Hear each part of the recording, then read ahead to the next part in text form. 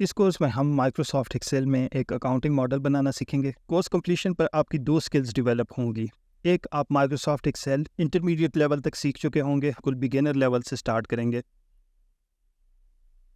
और दूसरा, अकाउंटिंग, आपके अकाउंटिंग के बेसिक कॉन्सेप्ट्स क्लियर हो जाएंगे और आप small to medium size organisation की अकाउंटिंग परफॉर्म कर पाएंगे। Now who should take this course? कोई भी अकाउंटिंग स्टूडेंट है उसके लिए ये कोर्स इंपॉर्टेंट है। अकाउंटिंग स्टूडेंट्स इस कोर्स से अकाउंटिंग की प्रैक्टिकल एप्लीकेशन सीखेंगे।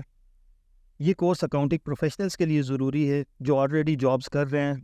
अक्सर अकाउंटिंग प्रोफेशनल्स माइक्रोसॉफ्ट एक्सेल का फुल पोटेंशियल अचीव नहीं कर पाते, वो शॉर्ट कीज़ नहीं यूज़ कर रहे होते, वो अपनी टेम्पलेट्स प्रॉपरली सेटअप नहीं कर रहे होते, जिसकी वजह से अगर फ्यूचर में उन्हें सेम इसी तरह का काम आता है, उन्हें दोबारा से स्टार्ट करना पड़ता है, उनकी टेम्पलेट्स प्रॉपरली मेंटेन नहीं होती। ये उनके लिए बहुत ज़रूरी है। इसके अलावा फ्रीलांसर्स के लिए ये कंप्लीट बुक कीपिंग सोल्यूशन होगा जो हम अकाउंटिंग मॉडल क्रिएट करेंगे, small to medium size organisation की फुल बुक कीपिंग कर पाएंगे। और लास्टली, कोई भी प्रोफेशनल है, माइक्रोसॉफ्ट एक्सेल उसके लिए बहुत ज़रूरी है। दुनिया के हर प्रोफेशन में माइक्रोसॉफ्ट एक्सेल यूज़ हो सकता है, ये आपका बहुत सारा टाइम बचा सकता है।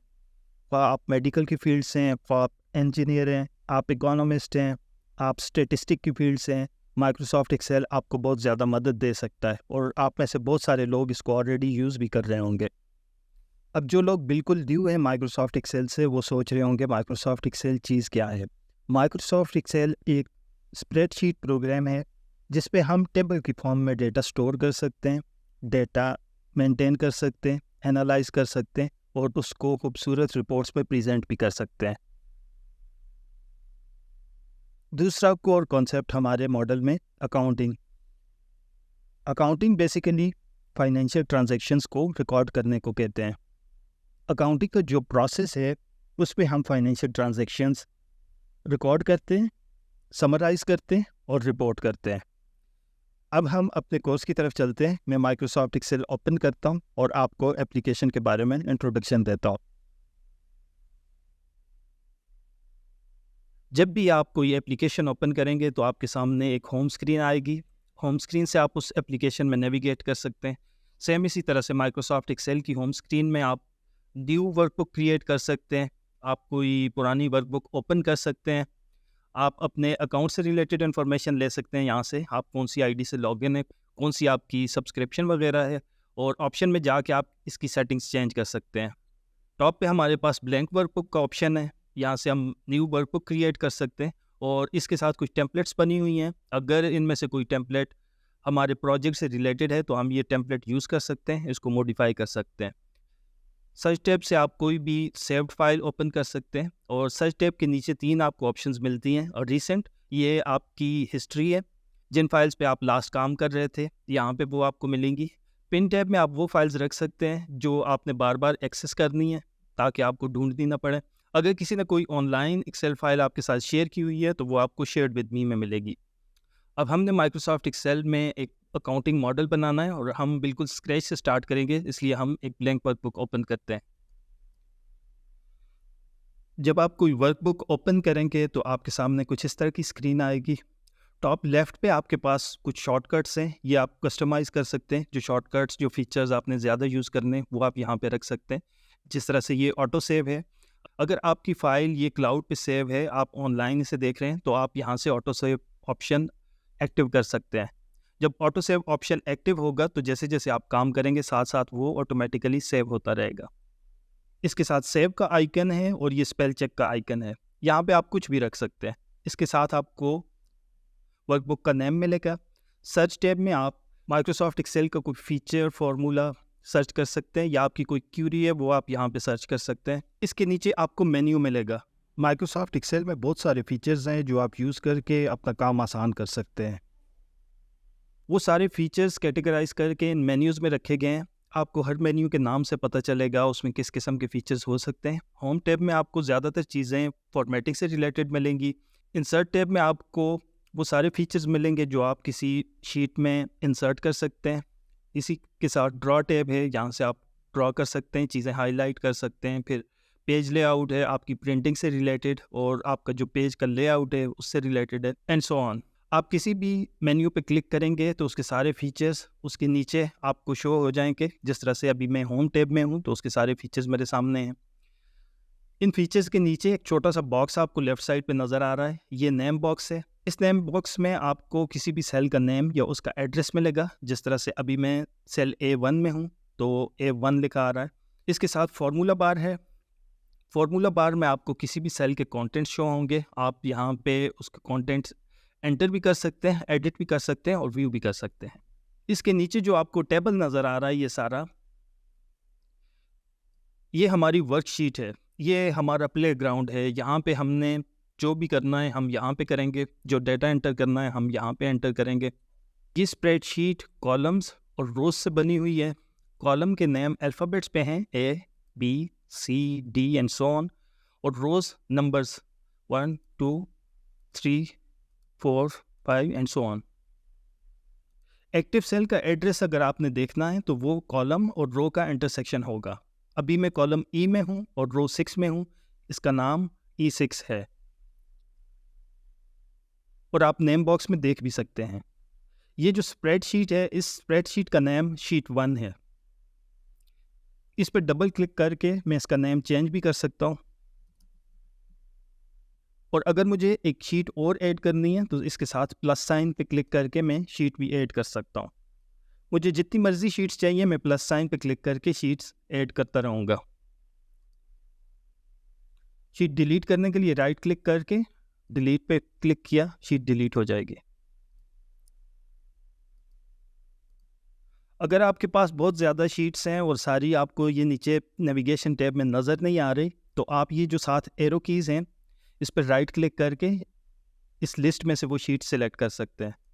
राइट साइड पे आपको स्क्रॉल बार मिलेगा, या आप लेफ़्ट या राइट इससे मूव कर सकते हैं, और इस स्क्रॉल बार से आप अप एंड डाउन मूव कर सकते हैं। बॉटम राइट पे आपके पास व्यूज़ हैं। अभी मैं नॉर्मल व्यू में हूँ, इसके साथ पेज लेआउट है। अगर इस पे मैं क्लिक करता हूँ तो अभी मेरा व्यू पेज के हिसाब से है।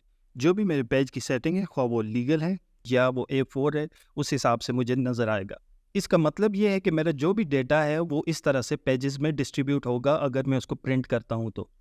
इसके साथ पेज ब्रेक प्रीव्यू है, इस पे मैं क्लिक करता हूँ तो मुझे कुछ वाइट सेल्स नज़र आ रहे हैं और बाकी सारा एरिया जो है वो ग्रे है।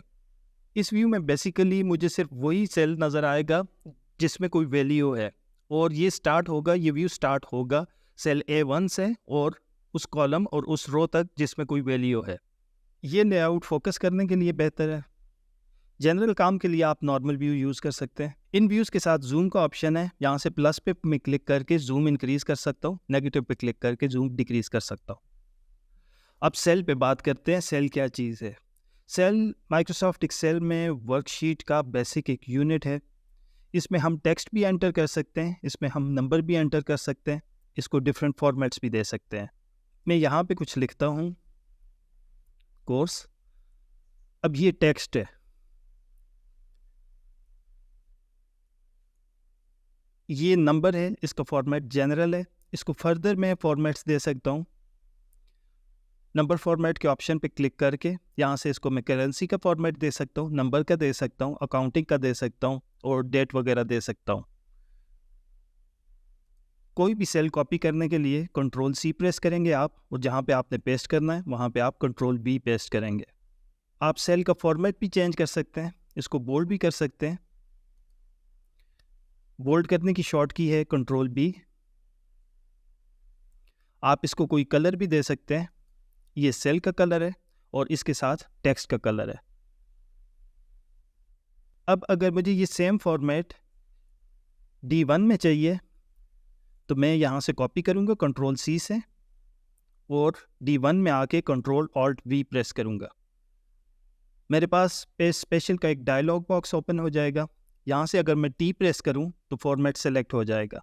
अब मैं एंटर प्रेस करूं तो वो फॉर्मेट कॉपी हो जाएगा। इसी फॉर्मेट को मैं नंबर पे भी कॉपी कर सकता हूं, control alt we T and enter, ये नंबर पे पेस्ट हो जाएगा। पेस्ट की ऑप्शंस आप मेन्यू से भी एक्सेस कर सकते हैं। पेस्ट के ड्रॉप डाउन पे आप क्लिक करेंगे तो पेस्ट की सारी ऑप्शंस आपके सामने अवेलेबल हो जाएंगी। अब इस सेल में वैल्यू है, इस सेल में भी वैल्यू है। हम सेल में फार्मूला भी एंटर कर सकते हैं। फार्मूला एंटर करने के लिए आपने इक्वल्स टू के साइन के साथ स्टार्ट करना है और उसके बाद अपना फार्मूला एंटर करना है। यहाँ पे मैं बिल्कुल सिंपल फार्मूला देता हूँ, एक रेफरेंस का फार्मूला देता हूँ। सेल A3 में मैं कहता हूँ मुझे सेल A1 के कंटेंट्स चाहिए, तो मैं सेल A1 पे जाऊँगा। मैं एरो कीज़ की मदद से भी जा सकता हूँ, मैं माउस की मदद से भी जा सकता हूँ, और मैं सेल A1 का रेफरेंस डायरेक्टली भी दे सकता हूँ।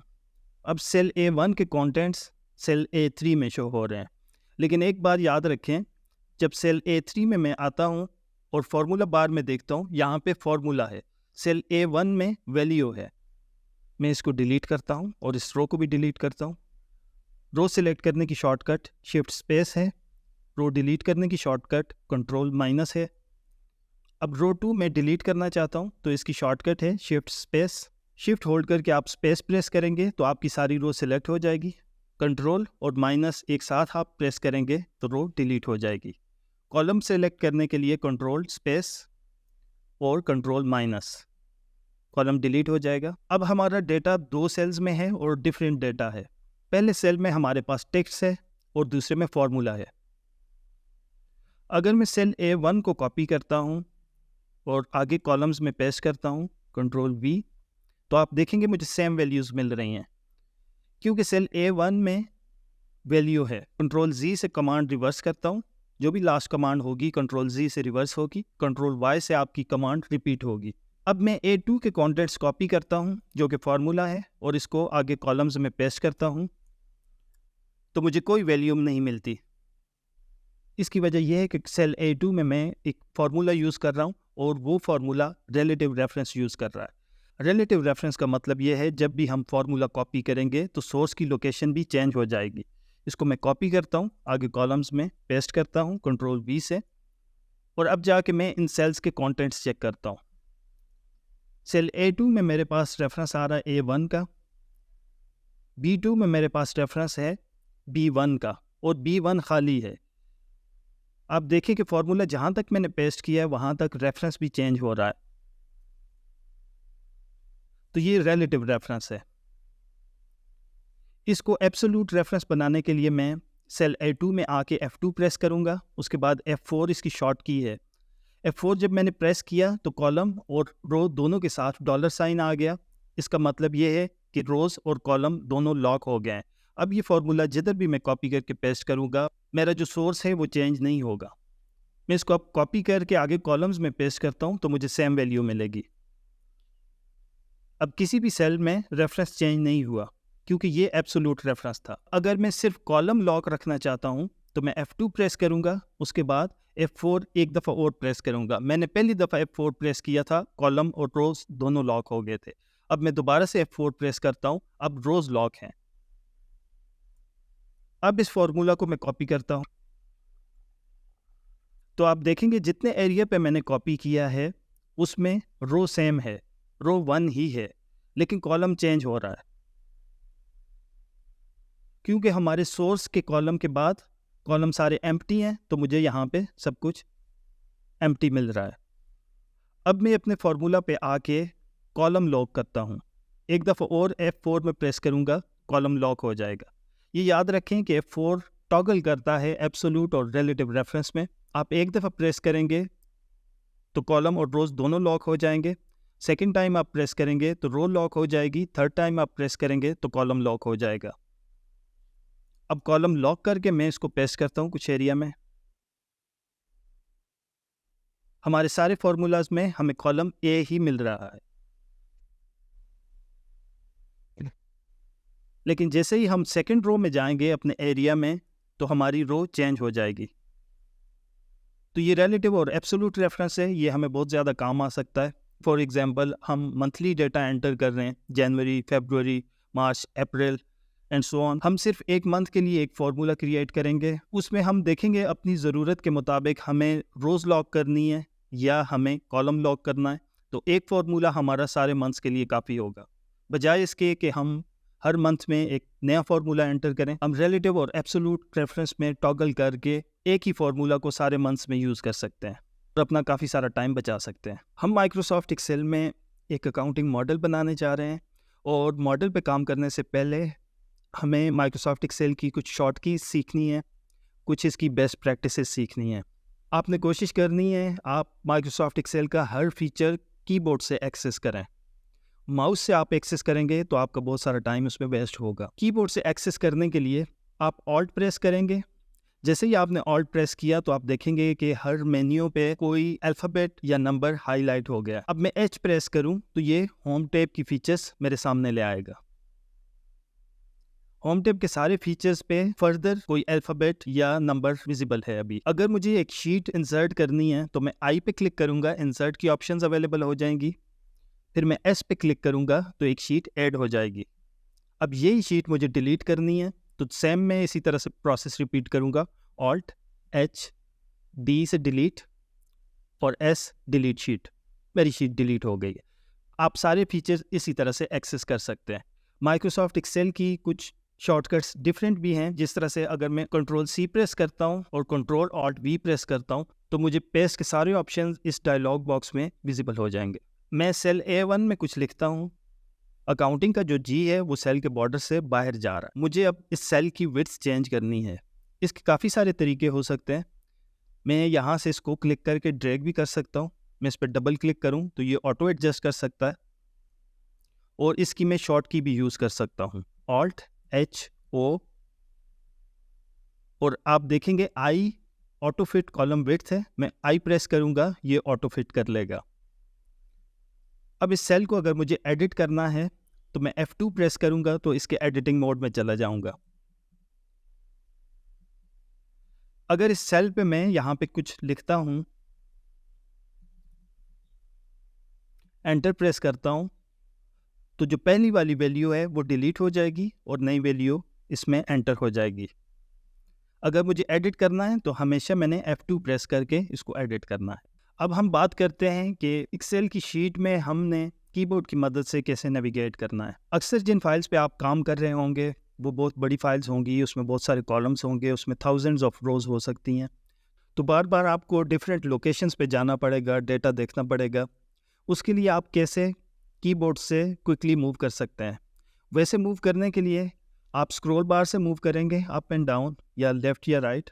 अगर मैं कंट्रोल प्रेस करके डाउन एरो की यहाँ पे प्रेस करता हूँ, अभी मैं सेल A1 में हूँ, जैसे ही मैंने डाउन एरो की प्रेस की मैं सेल A180 में चला गया। अब ये जो सारा डेटा है, कंट्रोल प्रेस करके आप जब भी कोई एरो की प्रेस करेंगे तो उस डायरेक्शन में जितने फील्ड सेल हैं, जितने सेल्स में डेटा है, लास्ट सेल तक मूव करेगा। क्योंकि इसके बाद एम्प्टी सेल है तो इसके बाद इसने मूव नहीं किया। अब मैं कंट्रोल प्रेस करके अप एरो की प्रेस करता हूँ तो ये फर्स्ट वैल्यू पे चला जाएगा। यहाँ से मैं कंट्रोल प्रेस करके राइट एरो की प्रेस करूँगा तो ये कॉलम सी में चला जाएगा, क्योंकि इसके बाद एम्प्टी सेल है। अब इसी शॉर्टकट का कॉम्बिनेशन अगर मैं बनाऊँ शिफ्ट के साथ, मैं कंट्रोल और शिफ्ट होल्ड करता हूँ, राइट एरो की प्रेस करता हूँ तो इसने हेडर सेलेक्ट कर लिया। अब मैं कंट्रोल शिफ्ट होल्ड करके रखता हूँ और डाउन एरो की प्रेस करता हूँ तो ये सारा डेटा सिलेक्ट हो जाएगा। ये सारा डेटा सिलेक्ट करने की एक और शॉर्ट की भी है। मैं अगर कंट्रोल A प्रेस करूँ तो ये सारा डेटा सिलेक्ट हो जाएगा। कंट्रोल A प्रेस करने से जो भी आपका एक्टिव सेल है उसके इर्द गिर्द स्क्वायर में जितने भी फील्ड सेल हैं वो सारे सिलेक्ट हो जाएंगे।